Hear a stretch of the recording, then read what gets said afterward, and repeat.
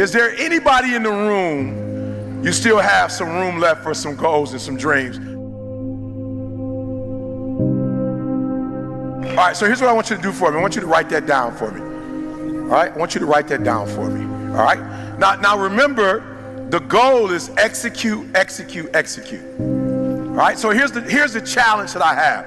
So there are two groups of people walking the earth. All right, you got one group right now. Now both groups have these dreams and these goals. Both groups, from the time that they were young, saw things on television, read things in books. They physically saw people doing things, and it was like, yo, I want to do that. Like, I want that. I remember being a kid, and I used to watch the Brady Bunch. And I used to be like, yo, I want a family like that. I remember watching it. See, my mom had me. She got pregnant at 17 with me. I didn't really start talking to my biological father, like literally having a conversation with my biological father until I was 30. So as a child, because I didn't have that, traditional home, I remember looking at the Brady Bunch going, I remember, Leave It to Beaver. Leave It to Beaver. Like, I just was like, as the Cleavers, like, they just had it going on. You know what I'm saying? They never like really argued. You know what I'm saying? Like, they worked everything out. Everybody like had roles and response. It was just, they were great, right? And so I remember growing up, like, yo, one day, like, this is my reality. But one day I'm gonna have a family just like Leave It to Beaver. Like, I remember saying it to myself. And I remember friends, like, they want to drive these kind of cars and live in these type of neighborhoods. I wasn't really thinking about that kind of stuff. I was just like, you know what? Like, one day I just want to have a happy family. Like, I want to come home and I want my kids to like run up to me, Dad. When they get older, I want them to be proud of me. Right? I just had these dreams. I'm gonna put my kids through college. They're not gonna have to pay for college. I'm gonna put them through college. Like, they're gonna go to, these big colleges and whatever. I had dreams.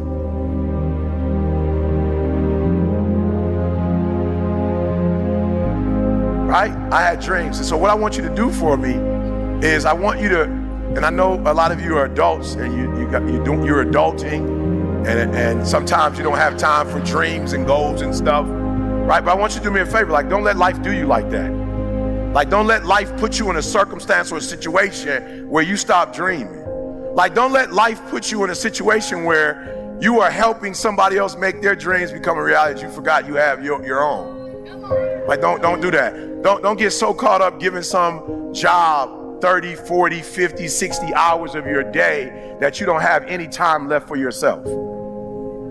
And so what we're gonna do right now, we're gonna get back to the basics, right? We're gonna get back to, and I wake up every day and people say, yo, E, what's the thing? I know you say execution, but like, what's that thing? And it's like, to be fruitful, to multiply, to have dominion. Like, no. When I wake up every day, like, I claim that the first commandment was I was commissioned to be fruitful, to multiply, and to have dominion. Like, that's what I was commissioned to do. Like, that's the command. And so I want you to write down those dreams and goals that you still have that you have not accomplished. I want you to write them down.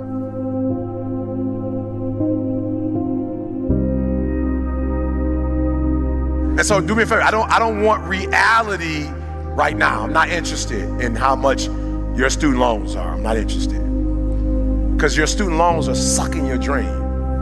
I'm not interested right now. And I got a divorce, and right now I just can't. I'm not interested. I'm not interested. Eric, I lost a child and you don't know what it's like to. I'm not interested in your reality right now. I want you to get back to your dreams. I want you to get back to your goals, because no matter what has happened in life, you've got another 30 years, another 40 years, another 50 years. Like, you can't get stuck on, like, you can't let that thing that devastated you in 1989, the thing that devastated you in 1996, 2001, like, you can't wake up every day to 2001. 2001 was a tragedy, yes, it was, but you can't stay there. You can't keep waking up to that. You gotta wake up to your dreams and go. Look, I always tell people, we all go through pain. Get a reward for yours. You know, we all go through pain. We all go through pain. We all go through something. We all go through our go-through. I wouldn't have time to tell you about all the trauma that I went through in my life. But I just figured since I went through so much trauma, I might as well use the trauma to make all my dreams become a reality.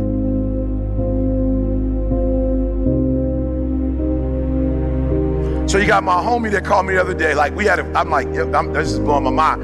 I'm like, God, I'm the #1 motivational speaker in the world. Like, I don't know why you calling me and you're not getting personal development from me. No, listen to what I just said. This is my best friend in the whole wide world. Listen to me, very close. Like, this is the dude I trust with my wife and my kid. Like, this is the person that my dreams, like, he helped me with my dream. I said, why are we on the phone talking about deficits right now? Why are you doing that? Do you know people who don't know me and I'm not their best friend in the whole wide world have gone through one of my programs and now they killing the game, and you know me and you're not killing the game? So we're on the phone. I'm like, yo, God, do me a favor. Like, can we stop talking about your reality? I'm not interested. I'm like right now in marital bliss and you trying to bring me back to divorce. Like, you talking about your marriage and where it ain't. I don't want to talk about that right now. I'm in bliss, so don't bring me there. I'm a multimillionaire. You talking about you're not making enough money to take care of you. I don't want to talk about that talk. Can we talk about your dreams and goals and get to them? So we're having a conversation, right? And so I said, look, just stop, right? Just tell me, what are your dreams and goals? He's like, to be a multimillionaire, to do this with my wife, take care of my kid.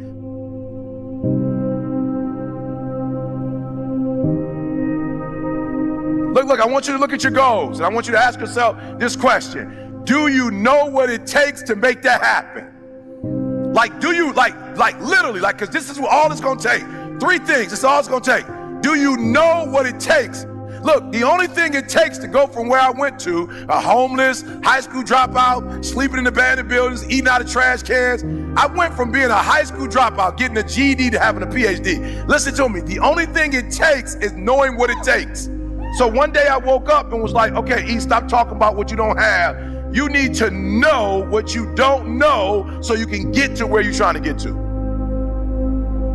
Listen to me, guys. I'm real simple. The first thing I'm going to ask you, do you know what it takes? That's it. Now, if you know what it takes, that's great. You mark it off.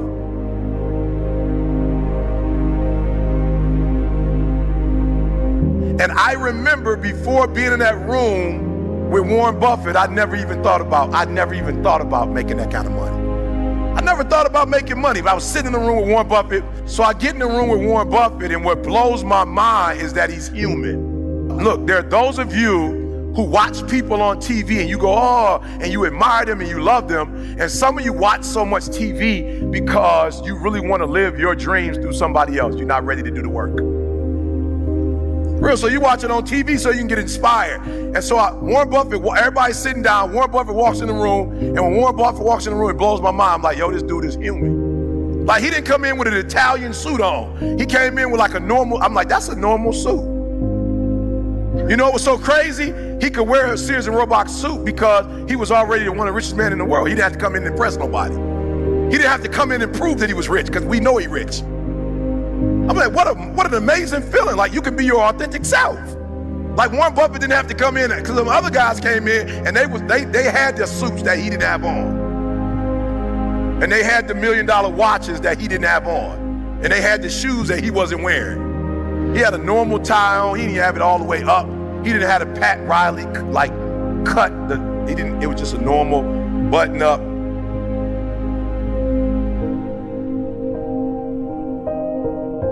And he came in the room and he's not GQ. So he wasn't trying to act like he came in to give financial advice. And I sat there listening to this man talk, and I was like, whoa, my mom worked for Ford. She later got married. The person that became my father worked at GM. My whole life, I'd never heard that conversation before. I had only heard the working class language. It was a different language. And I walked out of that room and was like, yo, I know what it takes.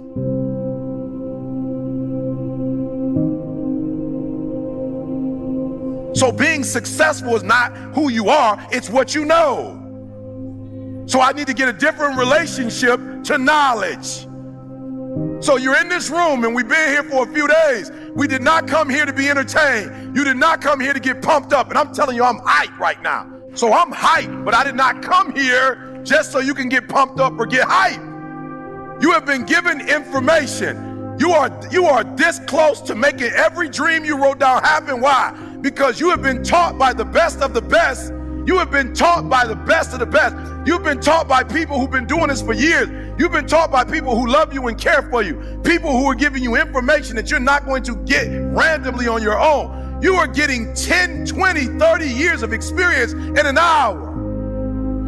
And so you are this close to your dreams and goals. So I have to ask you the question. You have the information. Now what are you going to do with it?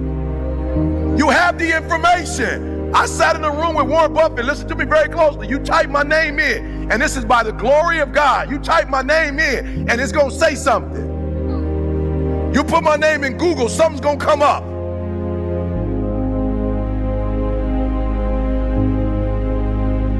I come from working class parents, but when I left that room with Warren Buffett, I became a multimillionaire, and I never had to talk to Warren Buffett ever again.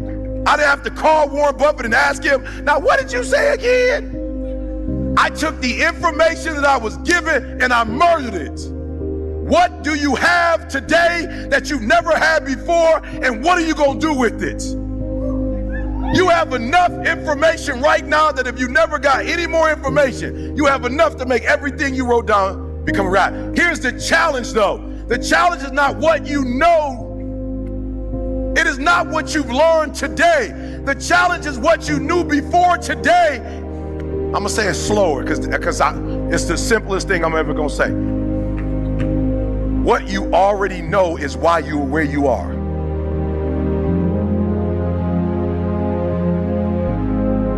And if you're going to get to the next level, you're going to have to erase everything you knew about what you knew, what you thought you knew. I'm gonna say it again because I see some people like, whoa, Eric, I'm trying to catch that one. It is the stinking thinking that got you where you are right now. It is the limited beliefs that have you where you are right now. You have a limited belief. I remember that I thought I could never do this, but only for people who look like me.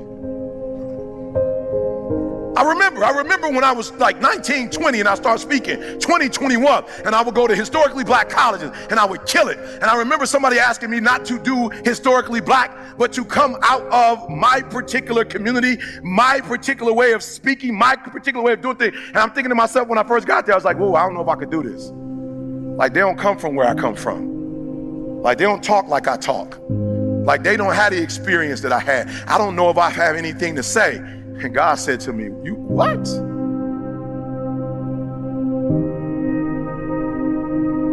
I'll never forget talking to Les Brown and Bob Proctor. Les Brown was like, yo, you the #1 motivational speaker in the world. I wasn't even a number at that time. He said, you the #1 motivational speaker in the world. And I remember, I'm not gonna say it out loud, but I remember how the conversation started. I actually named somebody that I thought was #1. And he said, how dare you say their name out loud and say they're #1. You're the #1 motivational speaker in the world. And you better not ever say they're #1. You're #1. And I said, hold up, what? But I just started speaking. He says, no one on the planet is giving free information away like you giving free information away. Nobody in the planet loves people the way. There's no other motivational speaker going to prisons. There's no other motivational speaker talking to 12 kids in a detention center. There's no other motivational speaker going to schools and shaking kids' hands on their way to school and not getting paid a dime for it, meeting them at 6:30 saying, good morning. He said, you are the #1 motivational speaker in the world because nobody cares about humans like you care. He said, you ain't even charging. Boy, you know how much money you should be charging? Bob Proctor said, how much you charge? I was like, about 5, 10 grand. He was like, what? Bob Proctor said, what? I was like, 5, 10 grand. It was right here in Phoenix when you spoke together. He said, don't you ever do that again. No less than 20,000. I went back and told my secretary, like, look, man, I talked to Bob Proctor. He said, no less than.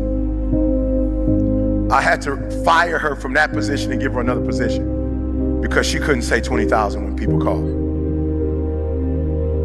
And I'm being real, she couldn't say it.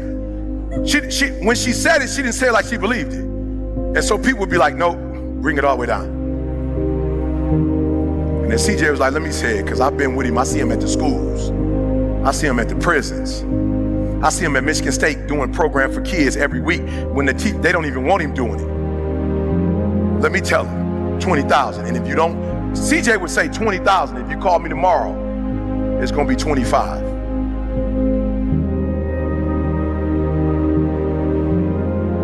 No, you're not hearing what I'm saying. And so I remember I got a couple 20s, went back, told Bob Proctor, was like, Bob Proctor, he was like, how you doing, Eric? I'm like, great. How is it going with the fine? I was like, man, it's great. I'm doing 20 now. He was like, pfft. I said, you told me 20. He said, I never told you 20. I said, no less than 20. But your limited beliefs heard. Your limited beliefs heard you say. I didn't say that. That's what your past told you. That's what you getting a GED told you. Your biological father not being in your life told you, because you don't value yourself. You think it's tough. I'm telling you, son, there are people in this earth that value you more than you value yourself. They look to you in a way that you don't look to yourself. You will not get what you're supposed to get until you value yourself and you kill all your limited beliefs. So I need you to do me a favor. Just write it down, because you don't have enough paper, but write down your limited beliefs, and when you get home, I need you to address them. He said, Eric, I used to be like, God, I don't know if I could do corporate. He said, son, not only can you do it, you must do it. You're going to bring something that nobody else is bringing. And I was like, what do I bring that nobody else is bringing? He said, that message that you think isn't important is so important. And guess what message I was bringing to corporate? I was bringing, so you're a 7-figure earner, but you're not a 7-figure dad.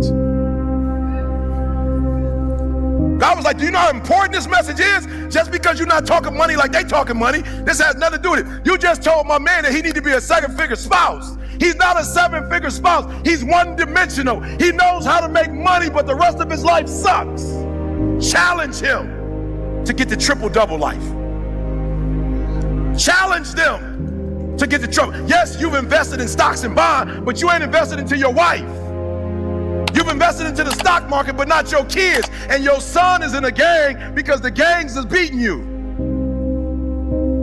Oh, you're killing it at the company, but when you come home, you're not killing it with your child. That's why your daughter was somebody she shouldn't be with. That's why your daughter wants to commit suicide, because her daddy ain't giving her the attention that she needs. So do me a favor. I just want you to give your company this. Don't stop giving your company that attention. But I challenge you to give your wife the same energy that you give in your company.